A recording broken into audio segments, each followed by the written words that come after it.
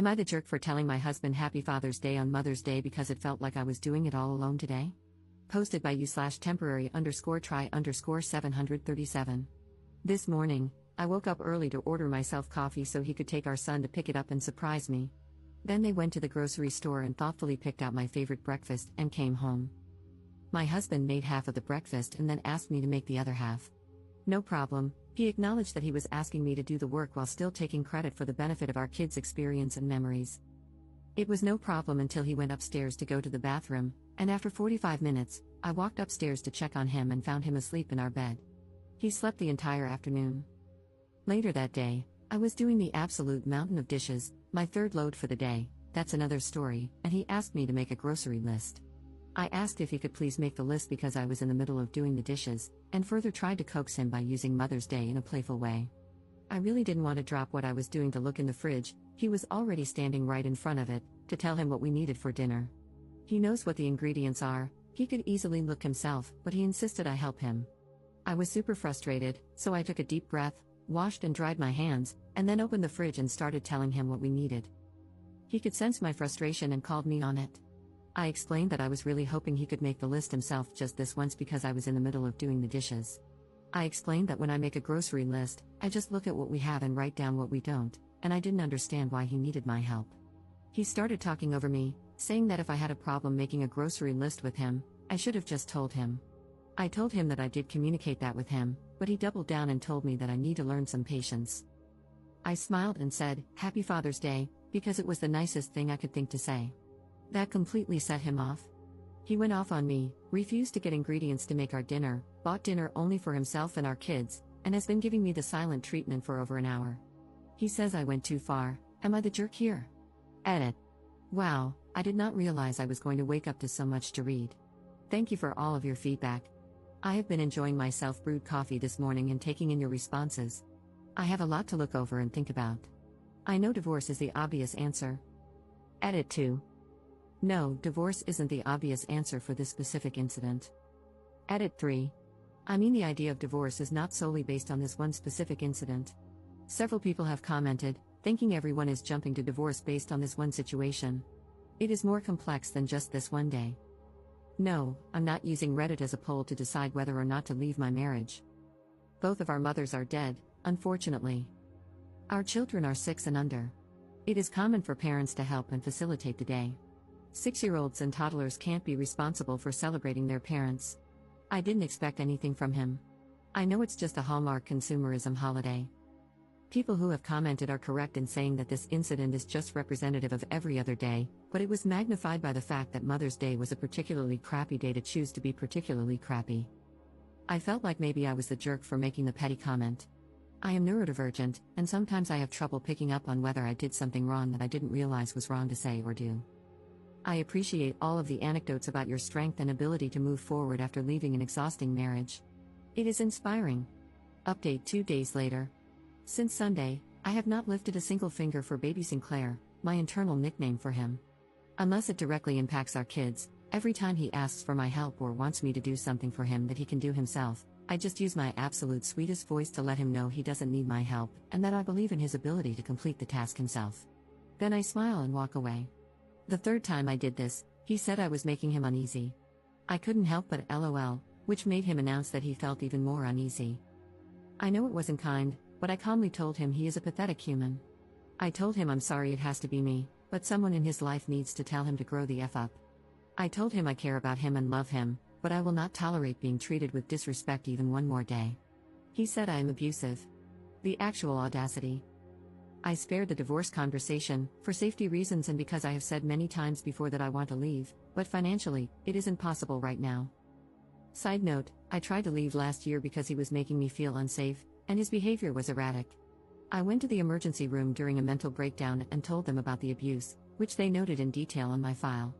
They asked about any plans to escape, and I told them I had it covered and answered their questions about my plan. I had been planning our escape for a year leading up to that moment.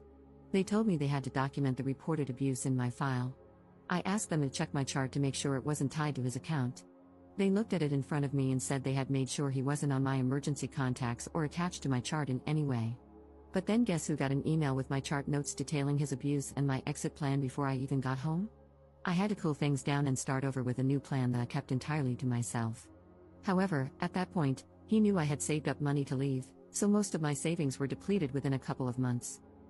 I eventually left with our kids with far less savings, and it didn't take long for me to realize I could not sustain the cost of my original bills, still in my name, and new bills, in addition to legal assistance and the overall cost of starting over. Our leaving caused him to spiral, and he went back to therapy. Soon after, we started to dip our toes into visiting each other, mostly because I didn't want to leave our kids with him. We stuck to outdoor public activities as a family. He has always been able to wear me down and talk me out of a divorce, and this time was no different. Even though I know I'm not an anomaly, I felt ashamed and like a complete failure for going back. Surprisingly, he never actually changed, sarcasm, of course. End of side note. Anyway, back to the present day, I began to gray rock to throw off his cycle of attempting to rope me back into the argument from the other day. I have calmly listened to him gush over his love for our family, how much he loves and appreciates me, and how he thinks I am an amazing mom. He says he loves me, but all I hear in my head is his voice screaming effing beach at me. It all sounds so obviously disingenuous. I told him his words mean literally nothing while his behavior remains the same. It's like saying waffles have legs. It sounds unbelievable, and if I don't see it with my own eyes, I'm not believing it. I told him that regardless of whether we stay together or not in the end, we need to go back to therapy, both together and separately. I told him he needs to take steps today to move forward with therapy and treat his mental health appropriately. He agreed, but no evidence of walking waffles yet. I'm surprised at my ability to completely refuse to do anything he can do himself. I'm even more surprised that he's actually doing the tasks himself. I have tried this before, and he ultimately bullied me into doing the task. Not this time. He keeps complaining about his results in ways that are so juvenile and manipulative, always leaving the impression that if I had just done it for him, it would have been done correctly. I just smile and tell him he did a good job with the task and that it sounds like he needs more practice. Eventually, it will become second nature. I can feel his attempts to make me miserable, but it is rolling right off of me, at least for now. I cannot express enough how much I appreciate the support and validation here. I appreciate the married people who have shared what their day was like on Sunday, and every day, as a healthy couple. For those of you who have asked why I am taking to the internet with this in the first place, I have been isolated from my circle for so long that my relationships no longer exist. I have limited family, and no family nearby. My mom is dead, my dad sucks, my siblings mostly suck. I have no friends. I work virtually and don't have friendships with my coworkers because we rarely socialize or have opportunities to bond. I don't have many opportunities to interact with adults. Isn't that the beauty of the internet? Despite my logical brain, years of gaslighting, along with my neurodivergence, have sometimes made it feel impossible to trust my own judgment. If you are offended by me posting this and have taken the time to voice your disgust for me in my post, I just want to let you know I have processed your complaints and directed them to the correct department. Thank you for your feedback. Second update 1 month later. A lot has happened since my original post. First, since Mother's Day, he has not shown any attempts at progress, no surprise. He has lost his control and repeatedly called me a effing beach and other awesome pet names over his minor irritations with me. Example, I asked him if he wanted my help bringing in the groceries. Apparently, he wanted to do it himself to let me relax, and my offering ruined his plan, so he essentially threw an adult version of a tantrum. I explained that it doesn't feel like a genuine gesture, especially because now I'm being yelled at for offering to help. LOL, okay, pal. At one point, I became petty, whoops, and told him to use I statements because that's his go-to therapy speak that he uses on me as a dog whistle during arguments and therapy appointments. He lost his crap, which then made me laugh because I literally do not understand if this is really his perception of reality. I can't take him seriously. I find myself laughing more now than ever, and it's not to mock him, I just can't control my disbelief and don't know how else to cope at this point. Second, I have realized that while I do love and care about him, it is clear that he does not respect me as a person, a mother, or his partner. He doesn't respect our kids. I can't realistically continue living with someone who tries to control my entire life. What kind of life is that to live? I took advice from many comments left on my original post and reached out to friends and family I had been isolated from. The reception was better than I anticipated. I didn't expect the hurt I felt when I found out every single one of them said they wondered if I was in an abusive marriage, but not one of them ever asked me directly when I completely withdrew.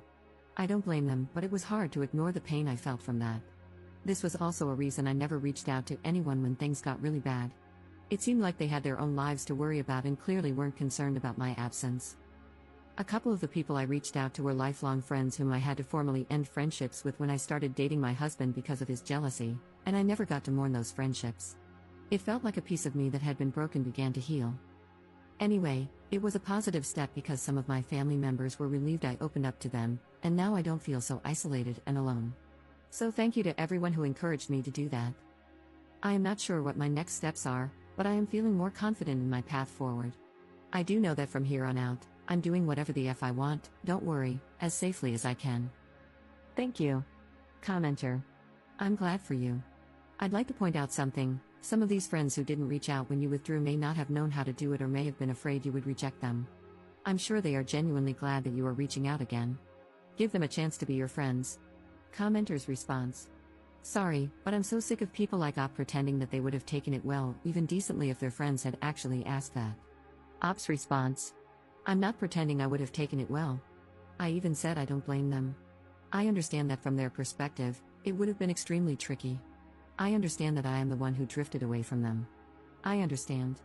I can see a situation logically and feel pain at the same time. Edit.